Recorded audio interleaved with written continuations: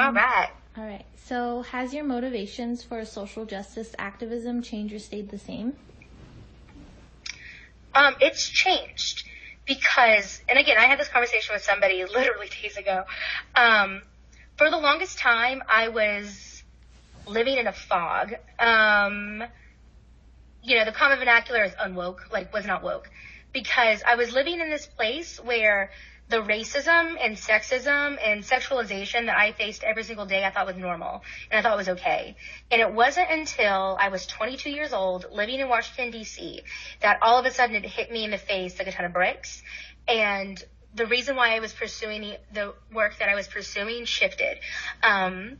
And became so much more clear, and I feel as though I became my actual, not my final form, like a Pokemon, but definitely evolved to a better, more grounded, more honest, more real version of myself. So much so that, like, every day things come back to me about shit that happened to me, that people said to me that I didn't think anything of. And it's just, oh my God, every time it happens, it's just, oh, you can imagine. Anyway, and so I definitely say it's definitely changed since that moment. And I would say that every day it doesn't change, but it gets more refined as I learn more about the world and just learn more about what it means to be an advocate for change. Yeah. What is most precious to you in your life right now? Oh my goodness. Most precious thing in my life right now. Okay, two things. One, my nieces and my nephew. They are the best. And my sister is not doing a very good job raising them in the Indigenous way. And so they're the most important to me thing right now because I have to make sure that they stay connected. Because for my sister and I guess for my other siblings, we were, like, Creek was our first language. We were very much all involved in the community. And then whenever my parents divorced, my mother stripped us from that out of spite whenever I was 10 years old. And so it's been also a constant battle to relearn that. And so I would definitely say them because I don't want them to have to relearn, or I don't want them to have to, like, hope that one day they'll get the desire to relearn. And so that's really important. And then the second thing that I would say is my voice, which sounds very much like, my voice is the most important thing to me, in that it defines me. It's what all of my work that I do is rooted in that. And I know that as long as I can still use my voice, the work can still happen of any sort.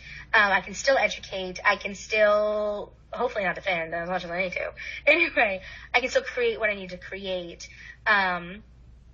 And not, like, be censored about it and not care because I do what I want. And anyway, and so that's really important now. Whereas if I ever lost that voice, not like I physically lost it like Ariel, but that I lost that motivation or that drive or that determination, whereas, like, I just couldn't do it anymore. Like, I can't even imagine that world, but I don't want to. So yeah, so those two things for sure. Yeah. Okay. What are your hopes for the future? That there will be change. That there will be change of sorts.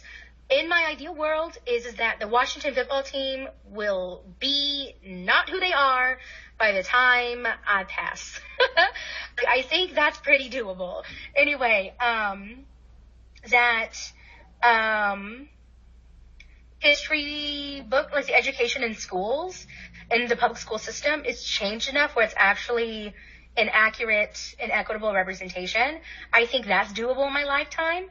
And I also think in regards to my specific field of theater, and like Indigenous stories and artists are just as common as African American and Latinx artists, Asian American artists, Arab American artists, and we're still light years behind. And I think that is not doable in my lifetime, but I think it could definitely be improved and started during it. Mm-hmm. Do you see social media involved in that? Oh yeah, because how else are people going to know anything? People are not going to go and learn things on their own. they need it to appear on their timelines whenever they're just scrolling through.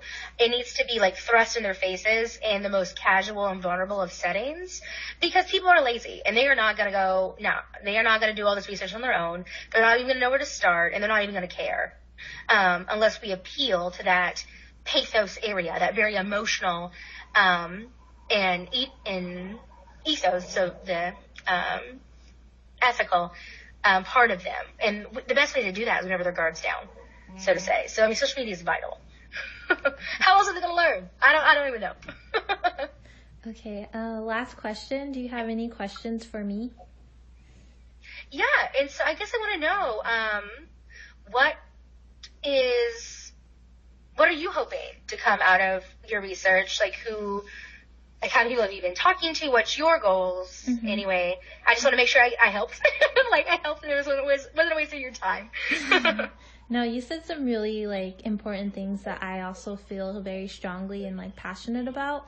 So I see my research as part of centering youth voices, specifically Indigenous peoples, and everyone who's been marginalized and made vulnerable by, settler colonialism. So my scholarship will fill that gap that currently doesn't exist in the academy and hasn't been brought to the forefront. And I really think that's a part of resistance, is bringing the most vulnerable people to the forefront. So that's how I see my research as a part of it. My hopes for the future would be that more scholars would engage in these topics of Indigenous identity, what does it mean? What are the future generations going to be caring about, and how are youth being advocates for change in their communities, and what does that even mean to tribal governments as well?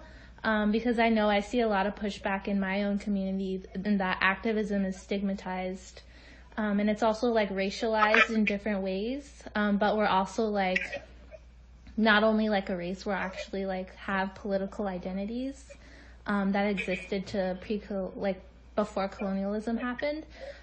So it's just nuancing these topics that we talk about indigeneity and how tribal communities and Native communities in general exist. Yeah.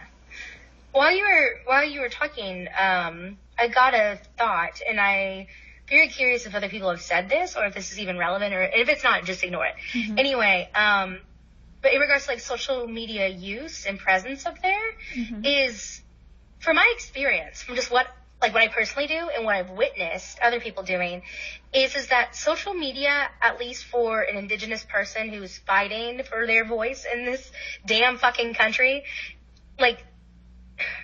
it's never used for pleasure. I've yet to see someone use it the way that it was originally intended.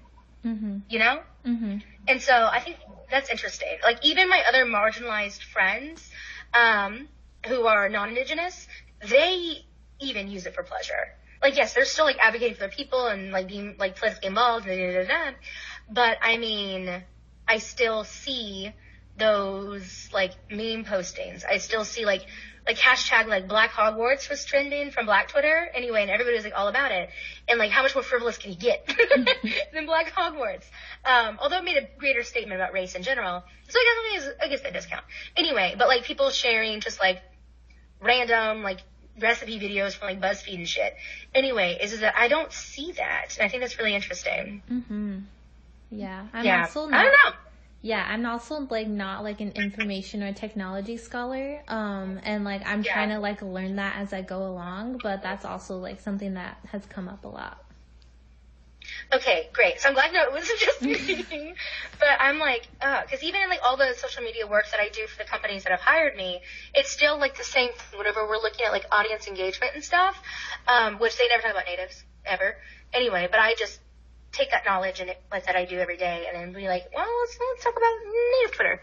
Anyway, yeah, and so I just think that's telling, how much shit that we have to deal with, but also just how much emotional and intellectual